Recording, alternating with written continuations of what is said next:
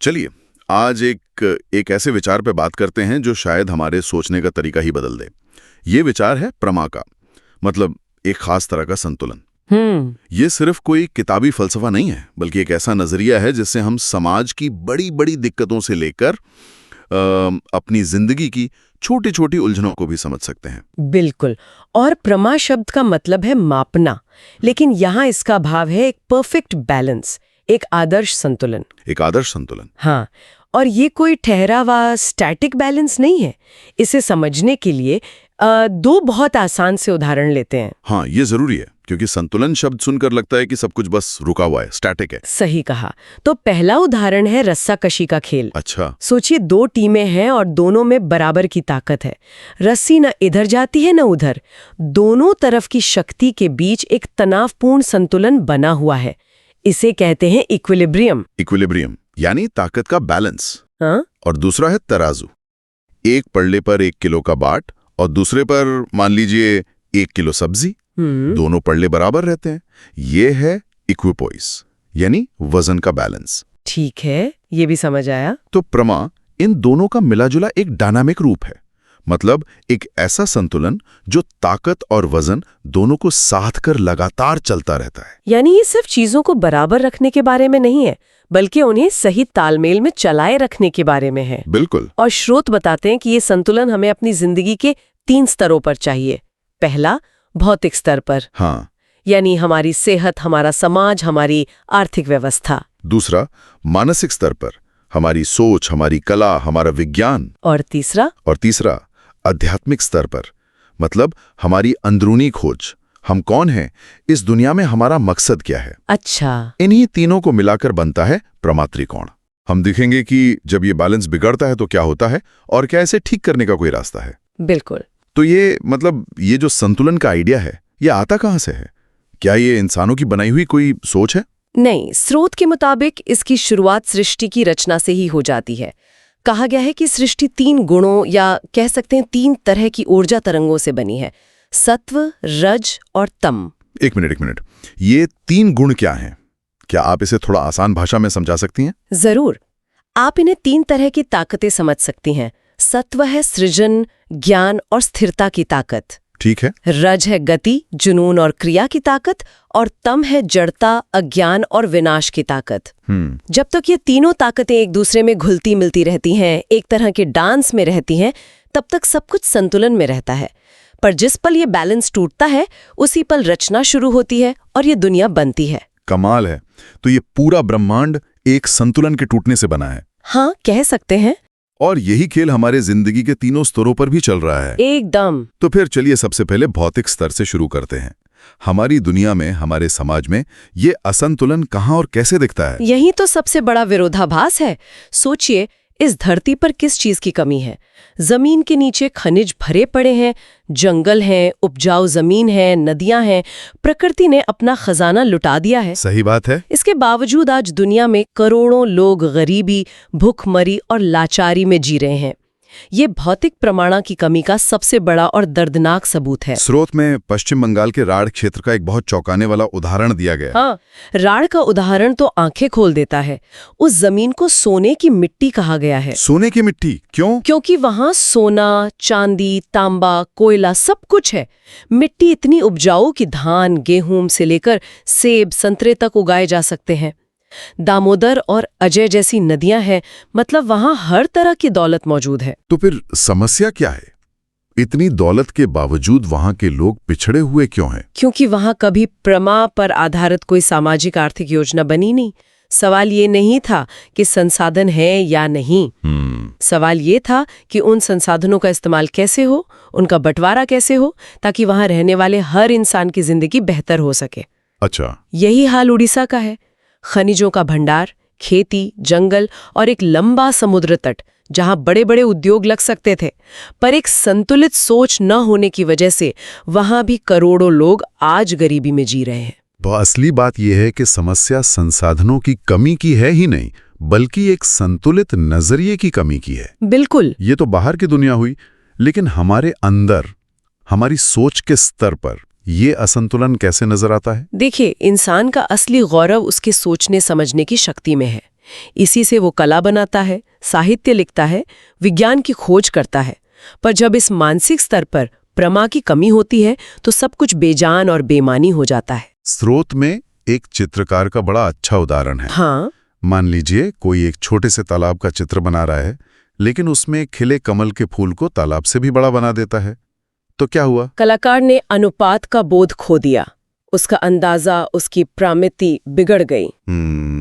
और उस बिगड़े हुए अनुपात की वजह से वो कलाकृति बेमतलब हो गई, उसमें कोई खूबसूरती नहीं बची। जब आपने उस चित्रकार का उदाहरण दिया तो मुझे याद आया कि आजकल AI आर्ट में भी यही हो रहा है। तस्वीरें तो बन जाती है, पर उनमें अक्सर अनुपात या प्रमा की कमी लगती है। सही पकड़ा आपने। शायद यही वो चीज है जो कला को बेजान बना देती है। बिल्कुल सही। और यही बात शायद कविता या संगीत पर भी लागू होती है। कैसे? बहुत मुश्किल शब्द इस्तेमाल कर लिए पर उनमें कोई लय या भावना ना हो तो वो कविता नहीं लगती। सही। और दर्शन यानी फिलॉसफी को देखिए, उसका मकसद कितना ऊंचा था, बनाने वाले और उसकी बनाई दुनिया के बीच के रिश्ते को समझना। लेकिन अक्सर दार्शनिक मेटाफिजिक्स के गोरख धंधे में ऐसे उलझे कि उनकी बातें आम इंसान के लिए एक बौद्धिक पहेली बनकर रह गईं। वो असली सवाल से ही भटक गए। तो भौतिक दुनिया बिगड़ी, सोचने समझने की दुनिया में भी संतुलन नहीं रहा। अब आते हैं तीसरे और सबसे गहरे स्तर पर, आध्यात्मिकता। यहां प्रमा की कमी कैसे दिखती है? आध्यात्मिकता का असली मतलब है अपने अंदर की सच्चाई को खोजना। आसान भाषा में कहें तो ये समझना कि हम सिर्फ ये शरीर या ये दिमाग नहीं है, बल्कि किसी बड़ी सच्चाई का हिस्सा हैं। ये एक अंदर की यात्रा है।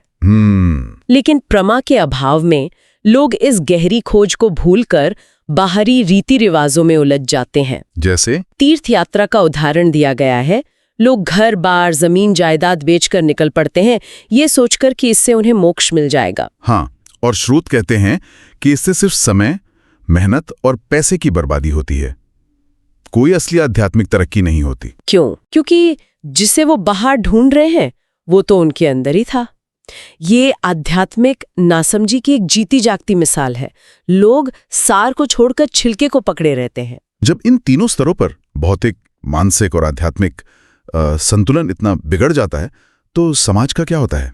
क्या वो एक ही बार में बिखर जाता है या इसकी भी कुछ चरण होते हैं? नहीं, स्रोत बताते हैं कि समाज का पतन 3 अवस्थाओं से गुजरता है। अच्छा।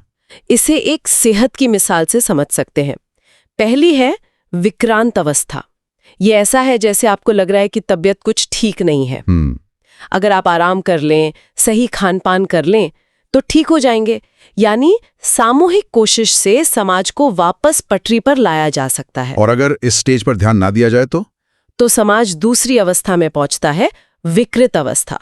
अब आप बाकायदा बीमार पड़ चुके हैं, आपको दवा की जरूरत है, यानी समस्या गहरी हो चुकी है। और इसके बाद? और अगर यहां भी इसे ना रोका गया तो समाज पतन की आखिरी अवस्था में पहुंच जाता है, जिसे कहते हैं विपर्यस्त अवस्था। ये एक क्रॉनिक बीमारी की तरह है जिसने पूरे सिस्टम को अंदर से खराब कर दिया है। और स्रोत के मुताबिक आज का समाज इसी विपर्यस्त यानी पतन की चरम अवस्था में है।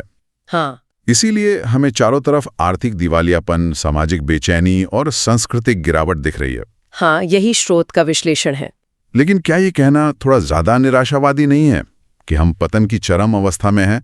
दुनिया में विज्ञान और तकनीक ने इतनी तरक्की भी तो की है। बहुत अच्छा सवाल है। स्रोत इस विरोधाभास को कैसे समझाता है? देखिए, स्रोत ये नहीं कहता कि तरक्की नहीं हुई, लेकिन वो तरक्की प्रमा पर आधारित नहीं है, वो संतुलित नहीं है। मतलब हमने चांद पर कदम रख दिया लेकिन धरती पर अपने पड़ोसी के साथ रहना नहीं सीखा। हमने बड़ी बड़ी इमारतें बना ली लेकिन लाखों लोग बेघर हैं। ये तरक्की एकांगी है। इसने भौतिक विकास के नाम पर मानसिक और आध्यात्मिक पहलुओं को नजरअंदाज कर दिया है, जिससे एक खतरनाक असंतुलन पैदा हो गया है। तो क्या इसका कोई समाधान है या हम मान लें कि अब कुछ नहीं हो सकता? नहीं, बिल्कुल नहीं। और यही इस पूरी सोच की सबसे खूबसूरत और आशावादी बात है। अच्छा, समाधान है, लेकिन वो कोई जादुई छड़ी नहीं है, वो एक क्रमिक प्रक्रिया है। क्रमिक प्रक्रिया? हाँ, हमें उल्टी दिशा में चलना होगा, विपर्यस्त से विकृत, विकृत से विक्रांत और फिर वापस संतुलन की ओर। जैसे एक पुरानी बीमारी को ठीक करने में वक्त लगता है, वैसे ही समाज को ठीक करने में भी लगेगा। और इस वापसी की यात्रा की शुरुआत कहाँ से करनी होगी? क्या हमें पहले अपनी सोच बदलनी होगी या आध्यात्मिक बनना होगा? नहीं, शुरुआत करनी होगी सबसे बुनियादी स्तर से, भौतिक स्तर से। भौतिक स्तर से? हाँ, ये इस सोच का सबसे क्रांतिकारी पहलू है। कहा गया है कि भूखे पेट भजन न होए गोपाला। सही। जब लोगों की बुनियादी जरूरतें, रोटी, कपड़ा, मकान, शिक्षा, स्वास्थ्य ही पूरी नहीं होंगी, तो समाज में शोषण करने वाली ताकतें हावी हो जाएंगी। और ये ताकतें फिर इंसान के दिमाग और उसकी आत्मा दोनों को भ्रष्ट कर देंगी। तो मतलब असली बात यह है कि समाज का पतन ऊपर से नहीं, नीचे से शुरू होता है। जब लोगों की बुनियादी जरूरतें पूरी नहीं होती, तो ऊंची ऊंची बातें बेमानी हो जाती हैं। ये इस पूरी सोच का सबसे बड़ा टेकअवे है ना? आपने बिल्कुल सही पकड़ा। यही इसका मूल मंत्र है। एक मजबूत नींव पर ही एक मजबूत इमारत खड़ी हो सकती है। ठीक है, तो हमें भौतिक स्तर पर संतुलन लाना है, पर यह तो बहुत बड़ा काम लगता है। कैसे होगा ये? इसके लिए उप त्रिकोण का सिद्धांत दिया गया है। आइडिया ये है कि हम एक बड़े त्रिकोण को एक बार में ठीक करने की कोशिश ना करें। हम उसे छोटे छोटे उप त्रिकोणों में बांट दें। जैसे भौतिक स्तर में कृषि, उद्योग, व्यापार, स्वास्थ्य, शिक्षा, ये सब अलग अलग उप त्रिकोण हैं। ये सुनने में तो अच्छा लगता है, पर क्या ये असल में मुमकिन है? मतलब कृषि के उप त्रिकोण को ही ले लें। आज तो सारी खेती मुनाफे के लिए होती है। इसे समाज की जरूरत पर आधारित बनाना तो पूरे सिस्टम को बदलने जैसा है। आपका संदेह जायज है, और ये बदलाव आसान नहीं होगा, लेकिन प्रमा का सिद्धांत यही रास्ता दिखाता है। कृषि के उप त्रिकोण में संतुलन लाने का मतलब है कि हमें कई चीजें एक साथ करनी होंगी। जैसे सिंचाई की सही व्यवस्था, किसानों को अच्छे बीज और खाद देना, उनकी सहकारी समितियां बनाना, और सबसे जरूरी, खेती का मकसद मुनाफा कमाना नहीं, बल्कि समाज की जरूरतें पूरी करना होना चाहिए। फिर फसल का सही भंडारण और न्यायपूर्ण बांटवारा हो। जब ये सब चीजें तालमेल में आ जाएंगी, तब हम कहेंगे कि कृषि के उप त्रिकोण में प्रमा स्थापित हो गई है। अच्छा, तो आइडिया ये है कि हम एक एक करके इन छोटे छोटे हिस्सों को ठीक करें। जब कृषि, उद्योग, व्यापार, शिक्षा, इन सभी उप त्रिकोणों में संतुलन आ जाएगा, तो धीरे धीरे पूरे भौतिक स्तर पर प्रमा स्थापित हो जाएगी। एकदम सही। ये एक बॉटम अप अप्रोच है। और जब भौतिक स्तर पर एक मजबूत संतुलित नींव बन जाएगी, तब उसी नींव पर मानसिक और आध्यात्मिक विकास की इमारत खड़ी की जा सकती है। यही प्रक्रिया फिर उन स्तरों पर भी दोहरानी होगी। और जब कोई समाज इन तीनों स्तरों पर संतुलन की सबसे ऊंची अवस्था में पहुंच जाता है, उस मंजिल को क्या कहते हैं? उस सिद्धि की अवस्था के भी 3 बहुत खूबसूरत नाम हैं। बताइए। जब भौतिक स्तर पर चरम संतुलन होता है, जो मानसिक और आध्यात्मिक विकास के साथ तालमेल में हो, उसे कहते हैं प्रमा समृद्धि। प्रमा समृद्धि यानी ऐसी भौतिक तरक्की जो हमें दिमागी और रूहानी तौर पर खोखला न कर दे, बल्कि उन्हें भी साथ लेकर चले। बिल्कुल बिल्कुल। फिर है प्रमा रिद्धि।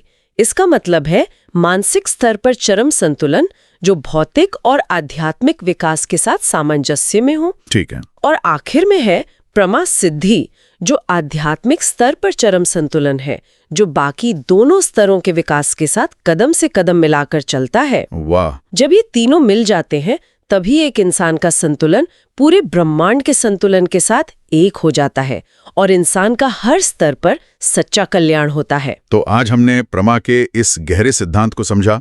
ये सिर्फ एक ठहरा हुआ बैलेंस नहीं, बल्कि एक गतिशील, एक डायनामिक संतुलन है जो जिंदगी के हर पहलू, भौतिक, मानसिक और आध्यात्मिक के लिए जरूरी है। हमने राढ़ और उड़ीसा जैसे उदाहरणों से देखा कि कैसे बेशुमार संसाधन होते हुए भी एक संतुलित नजरिए के अभाव में समाज पिछड़ जाता है। और सबसे अहम बात ये कि हमने समाधान का एक बहुत ही व्यावहारिक और आशावादी रास्ता भी देखा। हाँ, ये रास्ता नीचे से ऊपर की ओर जाता है।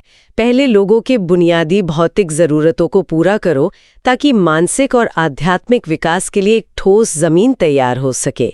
ये एक ऐसा विचार है जो बताता है कि समाज को पतन से उठाकर वापस तरक्की की राह पर ले जाना मुमकिन है। आज की इस चर्चा को एक सवाल के साथ खत्म करते हैं। स्रोत में एक विचार दिया गया है। सोचिए, एक ऐसा देश है जहां खाने पीने की कोई कमी नहीं है, यानी भौतिक स्तर पर सब ठीक है। लोगों को सोचने समझने की पूरी आजादी है, यानी मानसिक स्तर भी ठीक है। लेकिन वहां के लोगों में कोई सामूहिक आध्यात्मिक प्रेरणा या खोज नहीं है। सवाल यह है कि क्या ऐसा समाज कभी पूरी तरह से संतुलित या प्रमासीन हो सकता है? बहुत गहरा सवाल है। ये सवाल हमें सोचने पर मजबूर करता है कि सच्ची प्रगति का मतलब आखिर है क्या। अगर हम जिंदगी के किसी एक आयाम को पूरी तरह नजरअंदाज कर दें